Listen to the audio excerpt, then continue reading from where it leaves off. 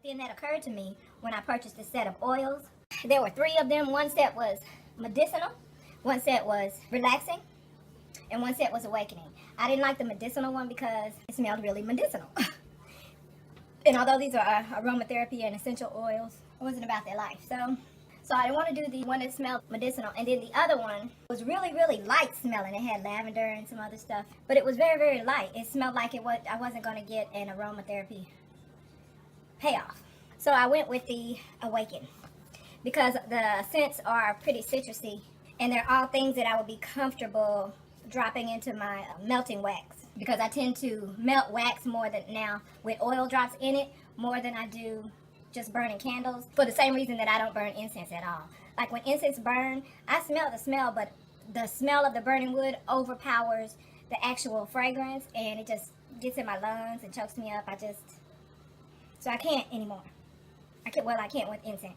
I've always been a candles girl, but truth be told, the wick does the same thing that the wood stick for the incense does, on a more minimal level. So I could smell the burning of the wick, and I don't particularly love lighting a candle or blowing it out because then the power of the soot and smoke is, it's heavy on my lungs. So I'm a wax melting chick with oil drops in it. So yeah, this particular set is the Awaken. It has orange, peppermint, grapefruit, lemon, rosemary. I wanted to use the rosemary first because that smelled like it belonged more in the medicinal package. Ooh, and I really just wanted to get rid of it. Also that came in this package are these absorbent pads, which will work perfectly.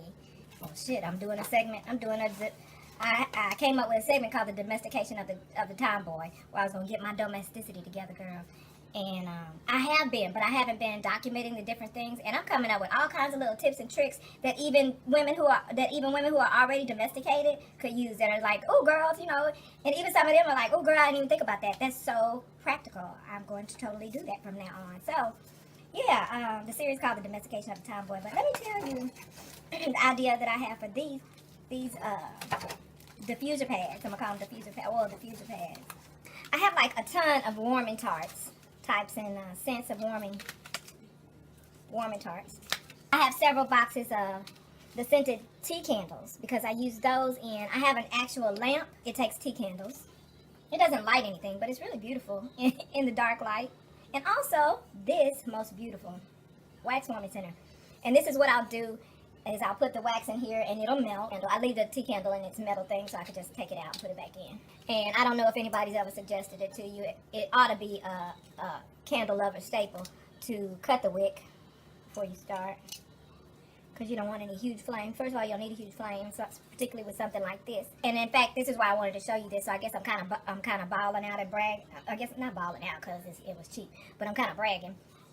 Because I've gotten a million of these, just like I've gotten a million of the little wall plug-in candle holders. But what ended up happening with these is that they slant and they slide and everything. So anyway, let me go back. So yeah, so I have this. And I've gotten so many of these, and this other thing that the ones that you plug into the wall to warm the wax on top. And those always break, they short out, they kept the old school electricity current system in those little things because they are not safe. They're not. I haven't ever set anything on fire, but I could see how something could get set on fire, And I know as a grown-ass person, you should be mature enough to know that not to leave a candle unattended. That's basic safety. Never leave a candle unattended. But the reality is,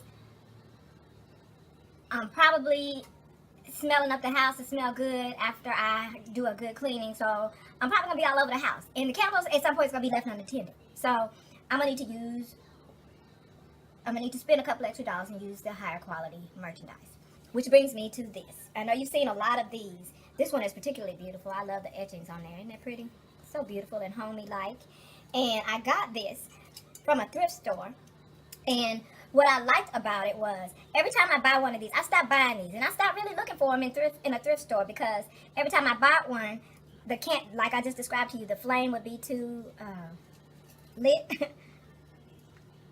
Okay, again, you know what? I'm not gonna do that. The whole purpose of these videos, a large part of these videos is for accountability. So be accountable. Cut this a 1/4 inch, and it's kind of low, so I'm just gonna cut that top off like that. This in here, And like I said, what I really, really like about this particular one, I'm so glad that I found it, is because it is clearly a high quality oil warmer.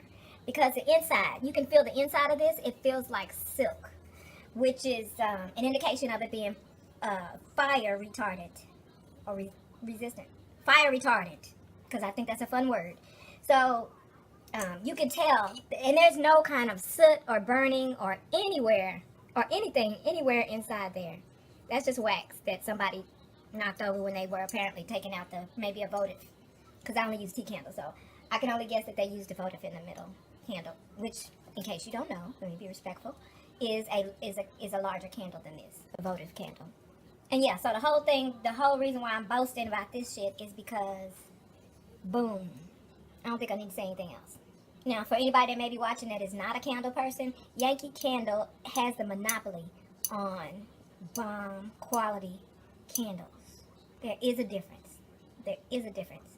They branded the shit out of themselves, and they did a good job effectively. So this is Yankee Candle. This top oil holder part, that's also lined with that same. That's my timer. And I can't even tell you how pretty that is at nighttime. And this, the quality of this means you can stick this on a shelf that has a top shelf and a bottom shelf. You don't have to worry about, again, setting shit on fire. And I still don't advise it, but you can do it. As far as these, I should have brought the lamp down, right? As far as these diffuser pads go, I have the perfect item for that.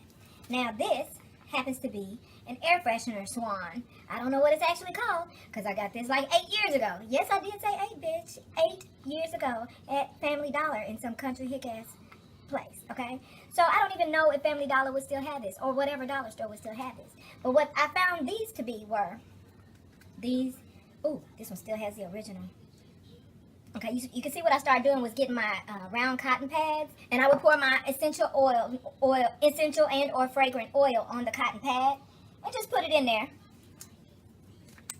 And you see these air vents let the smell, send the smell all through whatever room you put it in, right? And the reason I was glad because this has the original pad in it. It has little stains in it where I pour different kinds of oils on there. And this pad is pretty cool because it doesn't swell. Not that swelling is a bad thing. It's right in there. It was a very simple, the most brilliant invention, or the simplest and most practical. So what I would do with these is hang them in my closets. Hang them in my closets. You can put them in your drawer. You can put them wherever. This gave me the idea to put oil on the little cotton pads and just stick them wherever in the house I want to. When I forgot about these or didn't have enough, because I think I had 3 of them, 3, maybe 4, and I don't know where any of the rest of them are. Probably in the back of a closet somewhere. But again, I could just take the cotton pad and put them in there. And now it appears that, oh look, and it's shaped just right. Either when the pad gets old, or if I just want to stick one of these loosely wherever I need the fragrance to be dispersed, I can just put the oil on them and put them anywhere. Because I'm pretty sure they probably had some big old expensive contraption that went with this set of oils. Also, what I was telling you about this piece, that came from a warmer that I purchased. And I kept this piece to protect the warmer from any wax that might spill over on the bottom of this. Because what I'll do is I'll put a wax tart in here, and then I'll drop oils on it. This is the top from another little bitty candle, just the top of it. I put it inside this. I'd rather that be there to catch any wax that might spill on there. And then I put this whole stoneware thing that was built to be able to take heat onto the warmer, and put the warmer on high. I have this warmer and I have 2 other white ones, but I only use this one because I couldn't find the white ones for so long. So by the time I did find them, I had been using this for so long. And so being that I'm the candle girl, and Mr. is all about air freshener, but he rolls with the common person, he has to keep these for me. Because in my practical, frugal ass mind, I'm like, ooh, like this will be over in a few days, but if I take this cap off, put drops of this in my waxes that I melt, this could last forever. But that's unnecessary. I'm doing too much. It smells great, but I just want it to smell great for longer. I just want more bang for my buck. Is that too much to ask? Speaking of candles, he goes in on the clearance rack for me at Walgreens. Although I don't support Walgreens until they pay me. Then I'll sell out like a mother.